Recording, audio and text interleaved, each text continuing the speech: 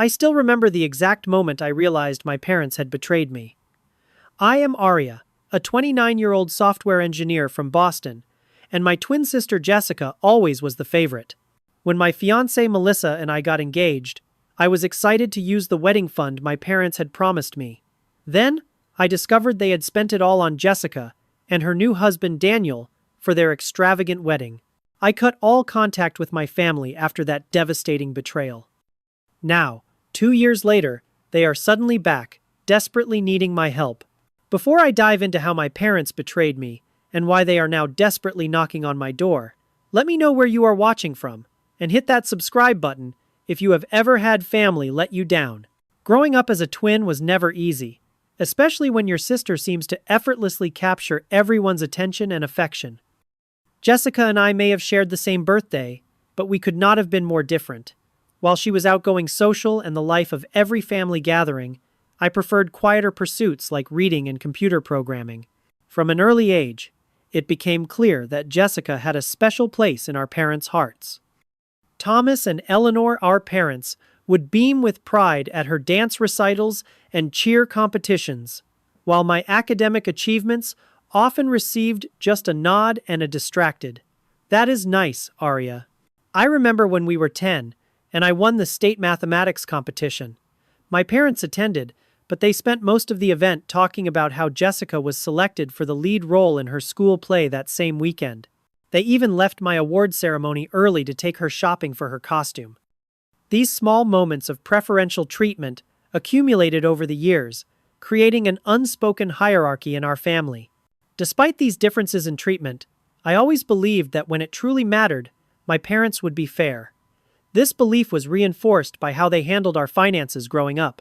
My parents came from modest backgrounds and worked diligently to provide a comfortable middle-class life for us.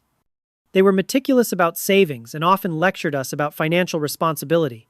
Money should be respected and saved for important life events, my father would say.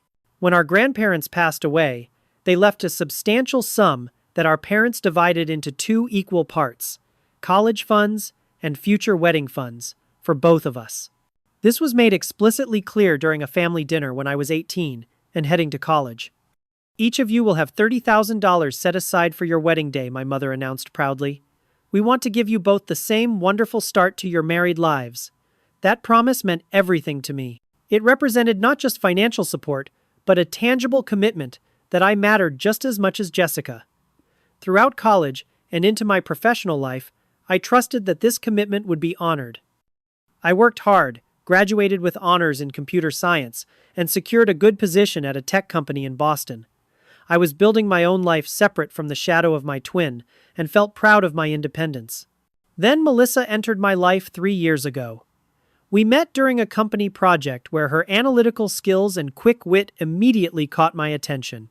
She worked in the marketing department, bringing creativity and strategy to our technical products. Unlike anyone else, I had dated Melissa saw me completely. She appreciated my quiet thoughtfulness, my detailed approach to problems, and never once compared me to a more outgoing sibling. With her, I was simply Aria, and that was more than enough. Our relationship progressed naturally. We moved in together after a year, establishing our cozy apartment with a perfect blend of her artistic touches and my practical sensibilities. On weekends, we enjoyed hiking in the nearby mountains or exploring small bookshops. Melissa encouraged me to develop hobbies outside of work, and I discovered a passion for landscape photography. She patiently posed next to countless lakes and mountain vistas as I learned to capture the perfect shot. After 2 years together, I knew without a doubt that I wanted to spend my life with her. I planned the proposal for months, selecting a sapphire ring that matched her eyes and arranging a private dinner at the botanical garden where we had our 3rd date. When she said yes, tears of joy streaming down her face, I felt complete in a way I never had before. That evening, as we discussed our future, the wedding fund naturally came up. My parents set aside $30,000 for each of us when we got married, I explained to Melissa. With that and our savings, we can have a beautiful ceremony next summer. Melissa, ever practical, was excited at the prospect of starting our marriage without financial strain. We began drafting rough budgets that night, dreaming of a garden wedding with about 100 guests. When I called my parents to share our engagement news, they seemed genuinely happy. "That is wonderful, son," my father said. Melissa is a lovely woman. They asked about our preliminary wedding plans, and I mentioned using the wedding fund. My mother quickly changed the subject to ask about work, which struck me as odd but not concerning at the time. Just 1 month after our engagement, Jessica called with her own announcement. She had met Daniel at a charity auction where she was volunteering. Daniel came from old money with family connections throughout New England and a career in investment banking. Their relationship had progressed at lightning speed, and after just 4 months of dating, he proposed with a diamond ring that Jessica eagerly displayed on video calls. "We are thinking about a spring wedding," Jessica gushed during a family video call. "Daniel knows the most amazing venue on Cape Cod right on the water. It is usually booked 2 years in advance, but his family has connections." As she described her plans for a weekend-long celebration with over 300 guests, I noticed our parents exchanging glances, their smiles tight. "That sounds expensive," I commented, thinking about my own careful budgeting. "Well, some things are worth spending on," Jessica replied with a dismissive wave. "Besides, Mom and Dad are helping us write." She looked expectantly at our parents, who nodded almost too eagerly. "Of course we will help," my mother said. "It is going to be a beautiful wedding." Something about their enthusiasm felt off, but I pushed the thought aside. After all, they had promised the same support to both of us, and my parents had always been responsible with money. I had no reason to suspect what was coming.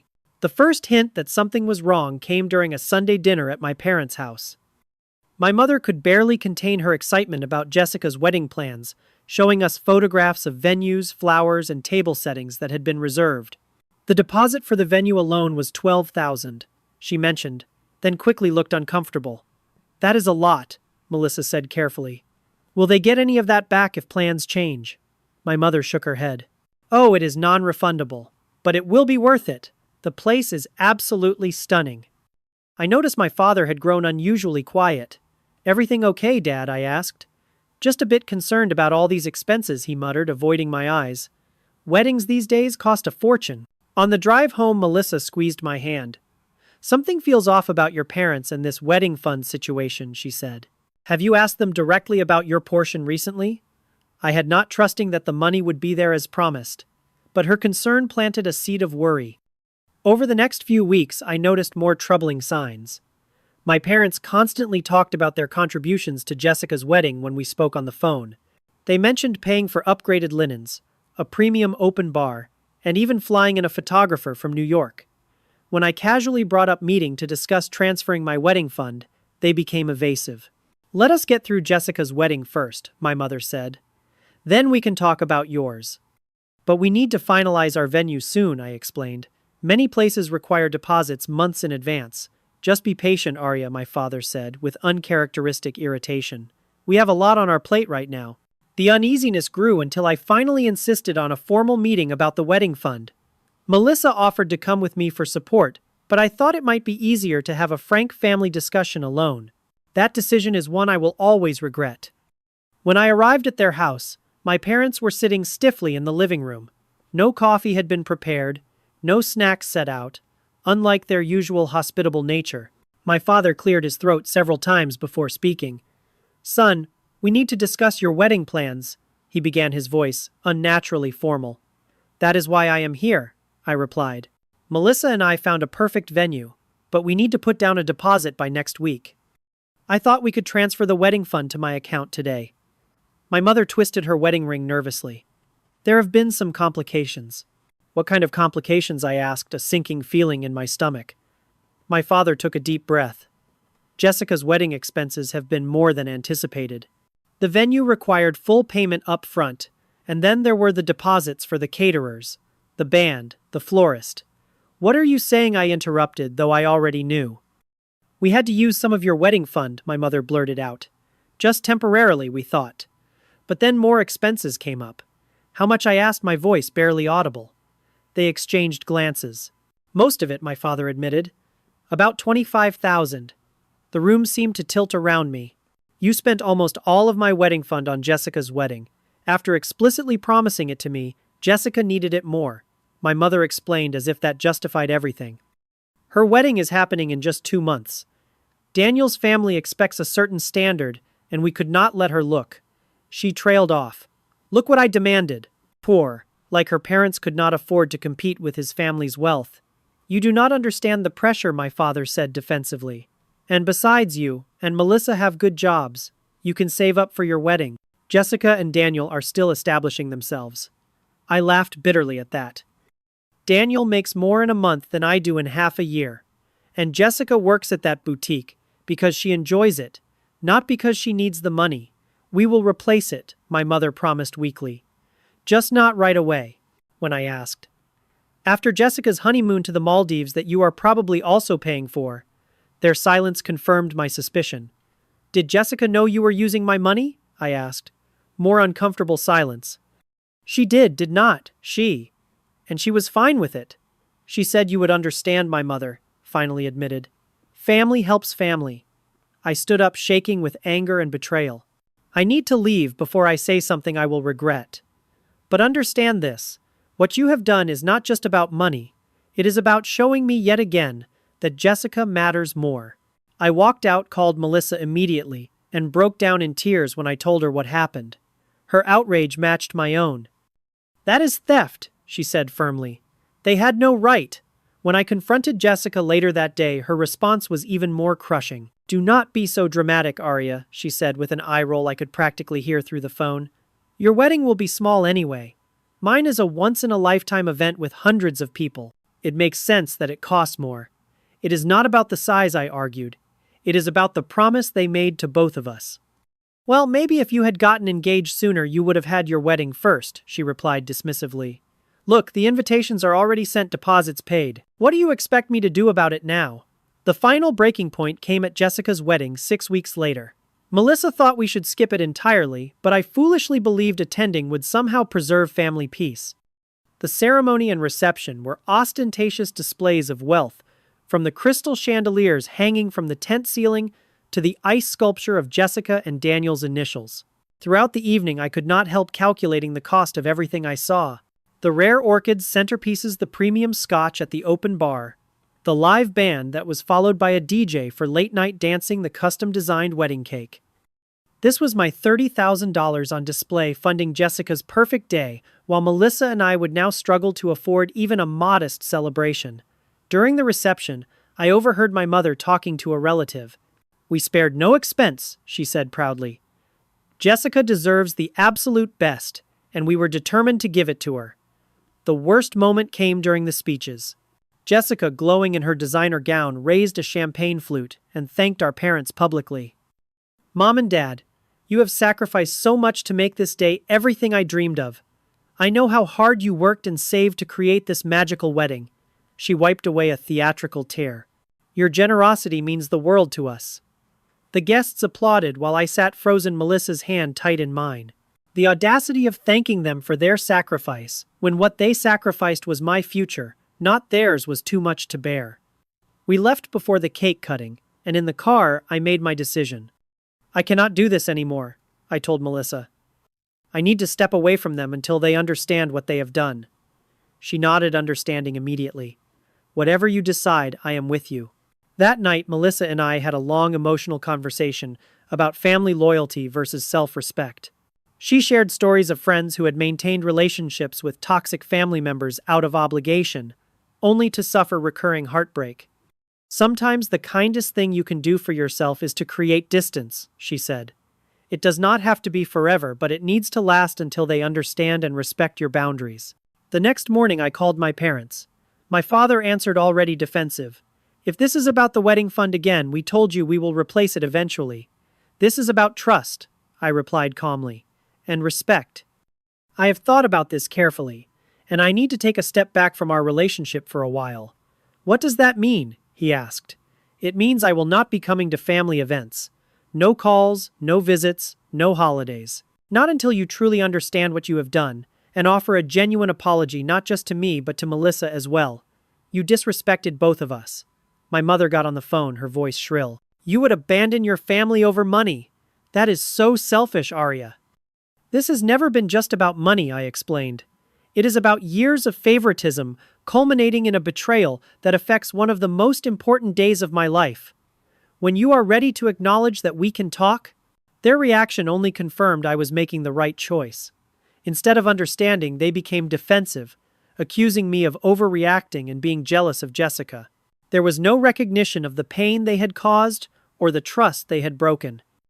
Jessica's response was equally dismissive when she returned from her honeymoon. She sent a text suggesting I was being a baby and should get over it. With the wedding fund gone, Melissa and I had to completely reimagine our plans. We sat down with a spreadsheet and our savings accounts making hard decisions. "What matters most to you about our wedding?" Melissa asked one evening. After thinking, I replied, "Being surrounded by people who truly care about us and starting our marriage without debt." She smiled. "I feel exactly the same way."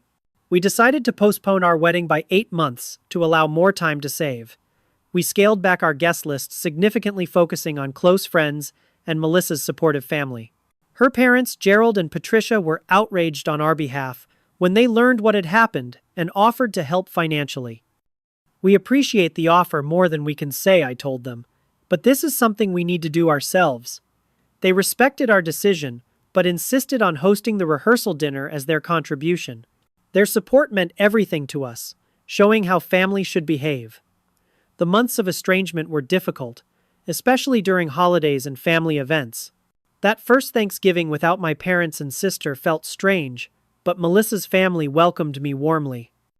We began creating our own traditions, like a Friendsgiving dinner the weekend before the actual holiday, inviting friends who also could not travel home.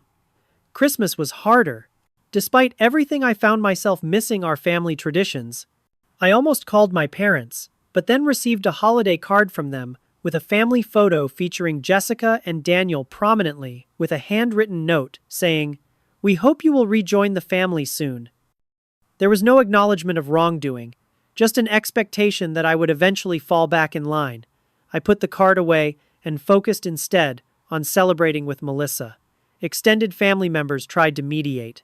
My Aunt Barbara called repeatedly, insisting family should stick together and that I needed to be the bigger person. My cousin Michael, who had always been more understanding, visited us in Boston and admitted he saw my side. "Jessica has always gotten her way," he confided. "But cutting them off completely is a big step. It was not a decision I made lightly," I told him, "but something had to change. During this period of estrangement, I threw myself into my work. The space from family drama allowed me to focus on an innovative project involving artificial intelligence applications for healthcare. My team developed a program that could detect early warning signs of certain conditions from routine medical data. The project garnered attention within the company, and I was promoted to a senior position with a significant salary increase. Melissa also thrived professionally, being recognized for a successful marketing campaign that increased our company's market share by 12%. We supported each other's growth, celebrating wins both big and small, and found ourselves growing stronger as a couple through the adversity we had faced. Through mutual friends, I occasionally heard updates about Jessica and Daniel. Their picture-perfect marriage was showing cracks within the first year. Daniel worked constantly and traveled frequently while Jessica spent lavishly to keep up with his wealthy friends. There were rumors of arguments about money, despite their combined high incomes. I felt no satisfaction in their troubles, only sadness at how predictable it all seemed.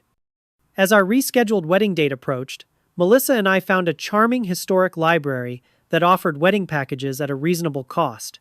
We planned a morning ceremony followed by a brunch reception with just 60 guests in attendance. Melissa found a beautiful dress at a sample sale, and my friend Marcus, who had stood by me throughout the family drama, would be my best man. 2 weeks before our wedding, a technology magazine published an article featuring my team's healthcare project, including a photograph of me presenting at a conference. It was a proud professional moment that made the silence from my family even more noticeable. Not one of them reached out to congratulate me, though I knew they must have seen it through our overlapping social circles. Our wedding day dawned clear and perfect in early autumn. The ceremony was intimate and meaningful, with personal vows that brought tears to everyone's eyes. At the reception, surrounded by people who truly supported us, I realized we had created something more authentic than the extravagant display my sister had wanted. Our celebration was full of genuine joy, heartfelt toasts, and not a single moment of regret about who was not there. Melissa and I moved into a beautiful Victorian house in a quiet neighborhood a month after our wedding. With our combined incomes and careful saving, we were able to make a substantial down payment. The house needed some work, but we enjoyed spending weekends painting rooms and refinishing hardwood floors together. It became not just a house, but a true home filled with laughter and plans for the future. In those 2 years of estrangement, I discovered something unexpected: freedom. Freedom from constantly seeking approval I would never receive. Freedom from the family dynamics that had defined me for so long. I was building a life based on mutual respect and genuine care with Melissa and our circle of friends. I had never been happier or more at peace with who I was. The call came on a Tuesday evening in October, nearly 2 years after I had last spoken to my parents. Melissa and I were preparing dinner when my phone displayed my father's number. I stared at it, heart racing before answering. Aria. My father's voice sounded older, strained. I know it has been a long time, but we need to talk. The conversation that followed revealed how dramatically their circumstances had changed. My father had made several poor investment decisions encouraged by Daniel, who had promised exceptional returns. Instead, they lost a significant portion of their retirement savings. Then came the final blow: Jessica and Daniel were divorcing after he had an affair with a colleague. Jessica has moved back home, my mother explained when she got on the phone. She is devastated. Daniel is making the divorce difficult, fighting over every asset. The legal fees are astronomical. I am sorry to hear that, I said, genuinely meaning it despite everything. But why are you calling me now after 2 years of silence? There was a long pause before my father spoke again. We need help, Aria. Financial help. The house needs major repairs we cannot afford, and Jessica needs support until the divorce settlement comes through. The irony was impossible to miss. They were now asking for money from the very person they had stolen from. I felt a complex mix of emotions: vindication, anger, sympathy, and suspicion. I need time to think about this, I told them. I will call you back. When I shared the conversation with Melissa, she was understandably cautious. This could be an opportunity for healing, she said carefully. Or it could be another chance for them to take advantage of your generosity. I do not want to turn my back on them if they are truly in need, I admitted. But I also cannot just pretend the past never happened. What would make you feel comfortable helping them? She asked pragmatically. What conditions would you need? We discussed it for hours that night and over the following days. I consulted with Marcus, who had witnessed the whole saga firsthand, and offered valuable outside perspective. You need to protect yourself emotionally, he advised. Set very clear boundaries if you decide to help. After careful consideration, I decided I would offer limited assistance, but with strict conditions. I would help with essential home repairs and provide a small monthly allowance for Jessica until she found employment, but I would not simply hand over a large sum of money. More importantly, I required acknowledgement of the past and a genuine apology. When I called my parents back, I laid out these terms clearly. I am willing to help because despite everything, you are still my family. But this help comes with conditions. First, we need to have an honest conversation about what happened with my wedding fund. I need a genuine acknowledgement and apology, not excuses. Second, any financial help will be targeted and limited, not open-ended. And third, moving forward, there needs to be complete transparency and respect for boundaries. Their initial reaction was resistance. My mother especially seemed to think I should help unconditionally out of family obligation. After everything we did for you growing up, she began, but my father interrupted her. Eleanor, stop, he said tiredly. Aria is right. We were wrong, and we have never properly admitted it. That moment marked the beginning of a slow reconciliation process. We arranged to meet in person on neutral ground at a quiet restaurant halfway between our homes. The conversation was difficult, with moments of defensiveness from my mother and tears from all of us. But gradually understanding began to emerge.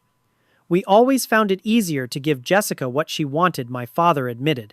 She would make such a fuss if she did not get her way, while you would accept disappointment quietly. We took advantage of your good nature, and that was deeply unfair.